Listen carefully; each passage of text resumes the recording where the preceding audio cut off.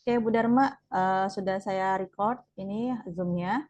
Ya, Baik, kita mulai. Selamat pagi, Bu Dharmawati. Bagaimana keadaannya pada hari ini? selamat pagi juga. Keadaan saya baik hari ini. Oke, baik Ibu. Sebelum kita mulai kegiatan coaching kita hari ini, bagaimana perasaan Ibu menjelang sesi coaching pada kali ini, Bu? Apakah ada hal khusus yang ingin Ibu diskusikan atau fokuskan dengan saya? Ya, tentu dong.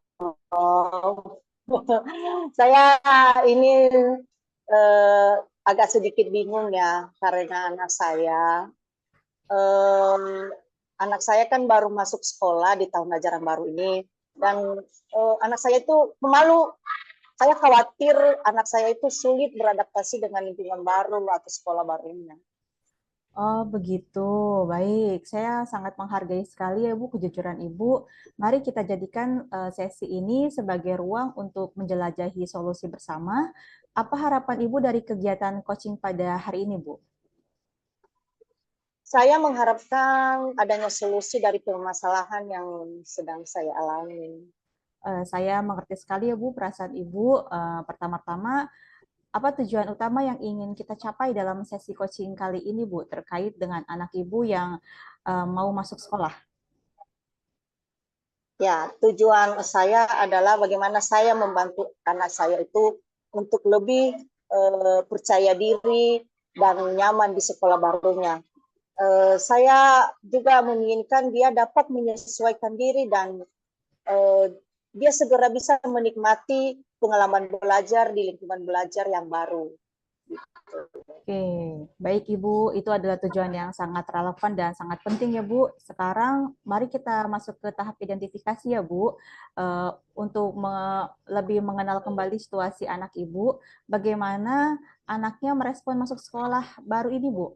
Apa yang Ibu amati atau dengar dari anak Ibu tentang perasaannya?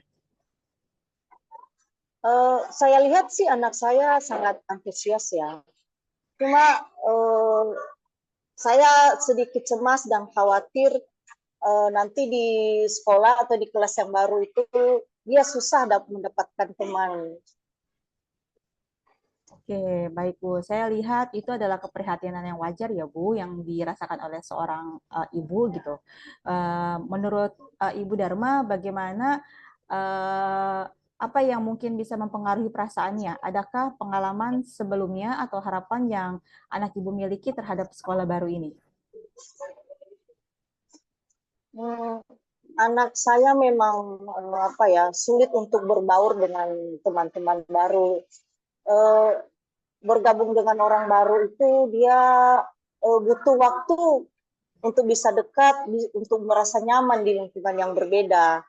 Nah, dari pengalaman itu menunjukkan bahwa anak saya itu eh, perlu dukungan yang ekstra dari saya dan bantuan dari saya untuk agar dia bisa menyesuaikan diri di sekolah yang baru.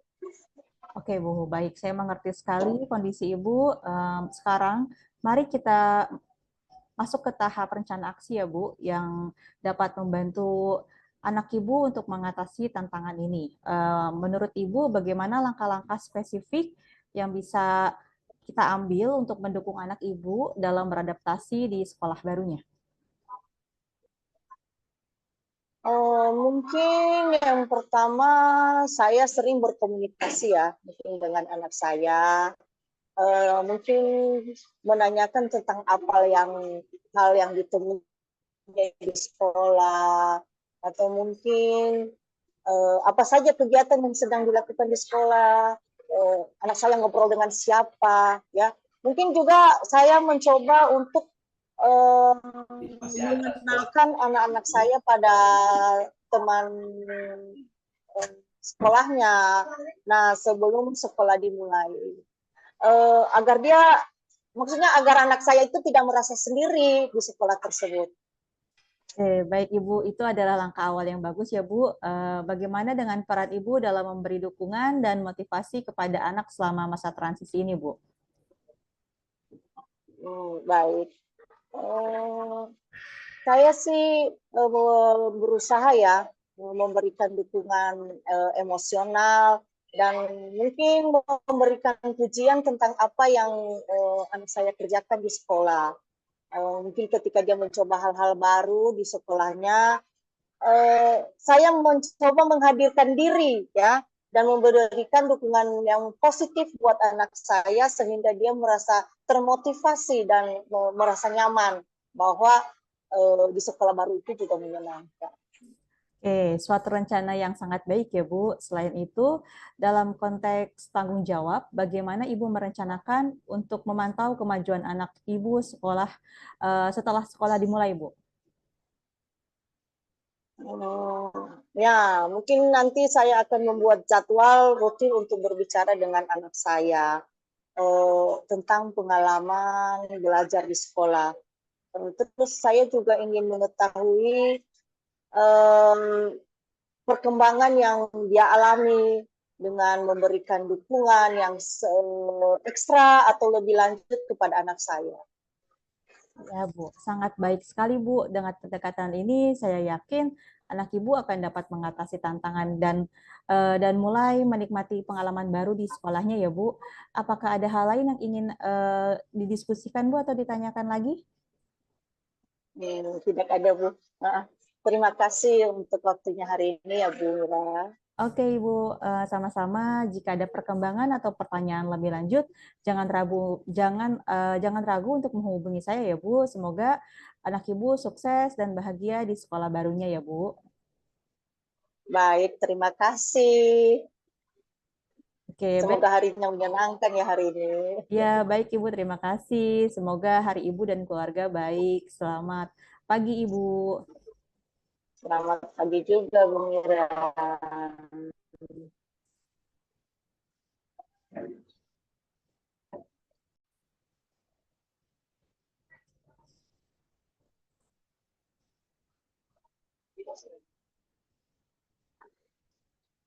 Oke, Ibu, sudah saya record? Ya, baik. Selamat pagi, Bu Mira. Bagaimana kabarnya hari ini? Pagi, Ibu Dharma. Alhamdulillah, kabar saya baik. Baik. Sebelum kita memulai kegiatan coaching pada hari ini, bagaimana perasaan Ibu menjelang sesi coaching ini? Adakah hal-hal khusus yang didiskusikan atau yang difokuskan? Saya senang bertemu dengan Ibu pada kegiatan coaching pada hari ini ya, Bu. Kemudian juga memang ada sesuatu hal yang ingin saya diskusikan dengan Ibu terkait tentang pekerjaan saya, sehingga saya bisa mendapatkan solusi yang lebih efektif lagi. Tentu, ya. Saya menghargai kejujuran Ibu. Mari kita jadikan sesi ini sebagai ruang untuk menjelajahi bersama. Apa harapan Ibu dari kegiatan coaching pada hari ini? Saya berharap saya dapat menemukan solusi dari permasalahan yang sedang saya alami ini, Bu.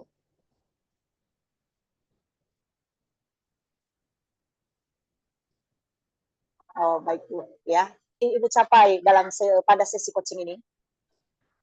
Ya Bu, yang saya harapkan yaitu saya dapat mendapatkan solusi dari permasalahan yang sedang saya alami pada hari ini, Bu.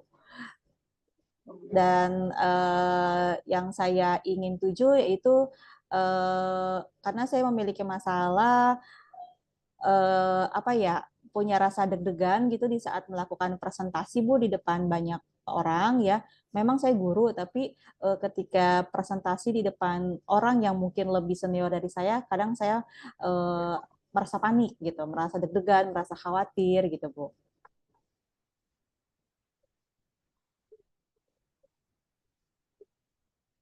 Oke, baik. Terus apa definisi tujuan akhir yang Ibu inginkan? Saya ingin dapat berpresentasi dengan baik dan percaya diri ya Bu, sehingga membuat audiens saya dapat terkesan dengan presentasi saya. Oke, bagus. Menurut Ibu, apa ukuran keberhasilan yang Ibu inginkan dari sesi coaching ini? Saya ingin bisa berpresentasi dengan lancar tanpa rasa gugup, serta mendapatkan feedback yang positif dari audiens saya, Bu. Oke, baik ya. Oke, sekarang kita akan masuk kepada tahap identifikasi. Apa yang membuat Ibu merasa kesulitan dalam kegiatan presentasi tersebut? Oh, oke, baik Bu. Terkadang saya merasa deg-degan sehingga saya menjadi lupa apa yang ingin saya sampaikan ya Bu, lupa materinya gitu. Dan takut akan mendapatkan feedback yang negatif dari audiens saya.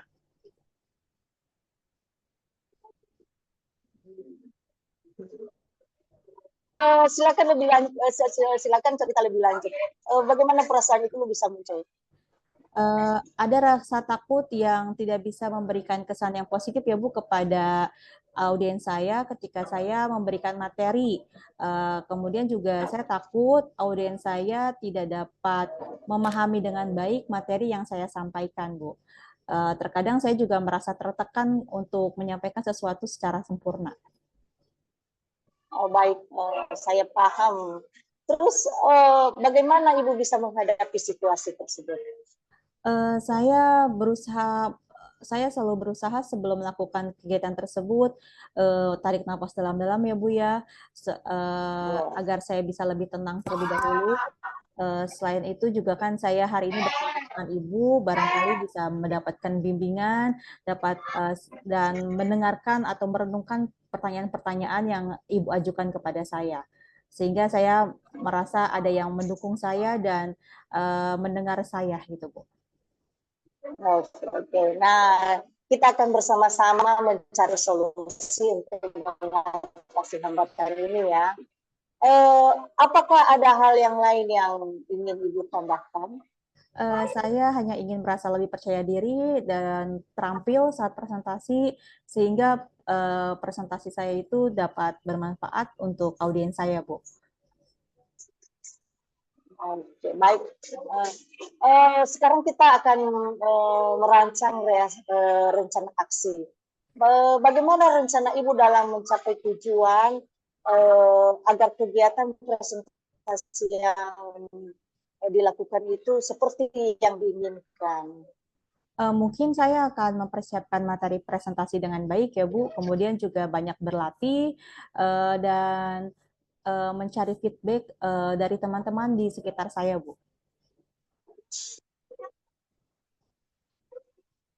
Oh iya, bagus sih. Terus adakah prioritas rencana yang sedang Ibu rencanakan atau aksi yang Oke, baik Bu. Prioritas saya mungkin saya akan mempersiapkan materi presentasi dengan baik ya Bu. Kemudian banyak berlatih. Selain itu juga banyak melihat tips-tips dari Google, dari YouTube gitu. Orang-orang yang sudah hebat ketika presentasi, atau juga saya dapat belajar dari rekan-rekan saya yang sudah memiliki atau sudah dapat menyampaikan presentasi yang baik di depan publik. Karena saya percaya bahwa fondasi yang kuat adalah saya memahami materi yang akan saya sampaikan. Itu sih, Bu. strategi yang baik ya. Nah, kemudian apa strategi yang digunakan untuk mencapai tujuan presentasi tersebut? Mungkin saya akan mencari referensi materi presentasi yang baik ya, Bu. Saya akan mulai belajar uh, mencari apa namanya materi-materi cara memberikan presentasi yang menarik, yang baik, kemudian juga banyak berlatih ya Bu pastinya, terutama berlatih Iya. intonasi suara dan gerakan tubuh saya gitu. Oke, itu adalah langkah-langkah yang baik ya. Rencana aksi yang sangat terstruktur, terus fokus pada detail itu akan membantu Ibu mengatasi tantangan di saat melakukan kegiatan presentasi sehingga hasilnya lebih efektif ya. Terus bagaimana Ibu melihat tindak lanjut dari rencana ini? Saya melihatnya, saya bisa sih Bu mengatasi rasa rasa khawatir saya, rasa gugup saya gitu, sehingga saya dapat memberikan dapat menyampaikan materi presentasi saya dengan baik, dengan menarik, dan dapat dipahami oleh para audiens saya dengan cara saya banyak berlatih. Baik, sekarang mari kita ke tahap tanggung jawab. Apa komitmen Ibu terhadap rencana aksi yang Ibu buat ini? Saya berkomitmen untuk mempersiapkan materi presentasi dengan baik, terus berlatih pastinya Bu, dan akan sering mencari feedback kepada teman-teman yang ada di sekitar saya. Sehingga saya jadi lebih mengetahui apa kekurangan dan kelebihan yang ada pada diri saya, Bu. Iya, benar. Terus siapa dan apa yang dapat membantu Ibu dalam menjaga komitmen yang Ibu buat? Mungkin saya akan minta bantuan kepada teman-teman terdekat saya ya Bu ya, yang ada di sekeliling saya. Kemudian saya juga percaya dukungan mereka itu merupakan motivasi dan untuk perbaikan diri saya ke depannya. Ya, itu hal bagus ya. Terus bagaimana dengan tindak lanjut kegiatan coaching ini sehari ini? Pastinya saya akan terus berlatih ya Bu, dan terus mencari referensi, mencari feedback yang positif dari teman-teman saya, karena saya meyakini kegiatan ini tidak hanya fokus untuk sementara saja, melainkan akan menjadi berkelanjutan untuk pengembangan diri saya, Bu. Oke, baik, suatu komitmen yang baik ya, bagus sekali. Dan saya mendukung sekali komitmen itu. Semoga berjalan lancar ya Bu, dan ada perubahan pada diri Ibu sesuai dengan apa yang diharapkan. Amin, amin Ibu. Terima kasih Ibu Dharma. Iya Bu, sama-sama. Bagaimana, apakah ada hal-hal lain yang ingin diceritakan? Sepertinya tidak ada Bu, saya rasa cukup. Baik Bu, apabila sudah tidak ada yang diceritakan, bagaimana perasaan Ibu pada saat melakukan sesi coaching dengan saya? Seperti yang di awal saya sampaikan kepada Ibu ya Bu, saya merasa senang karena bisa menemukan sendiri solusi dari masalah yang sedang saya hadapi ini Bu.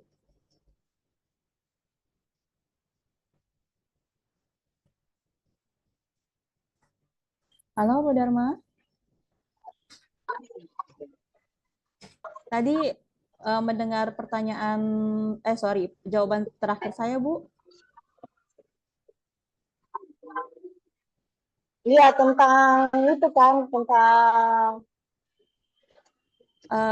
perasaan iya saya. perasaan. Ya, Iya. tadi saya sudah sampaikan Bu, perasaan saya melakukan sesi coaching dengan Ibu sangat menyenangkan karena saya juga dapat menemukan solusi untuk masalah yang sedang saya hadapi ini, Bu. Oke. Baik Bu, rencana yang sangat bagus ya Bu. Semoga ada perubahan setelah melakukan kegiatan aksi ini ya. Apakah cukup untuk percakapan coaching hari ini? Baik Bu, saya rasa cukup ya Bu. Terima kasih Ibu sudah meluangkan waktunya untuk melakukan kegiatan coaching pada hari ini. Sampai berjumpa kembali ya Bu Dharma. Sampai berjumpa kembali Bu Mira. Selamat pagi. Pagi Bu Dharma. Terima kasih ya. Sama-sama.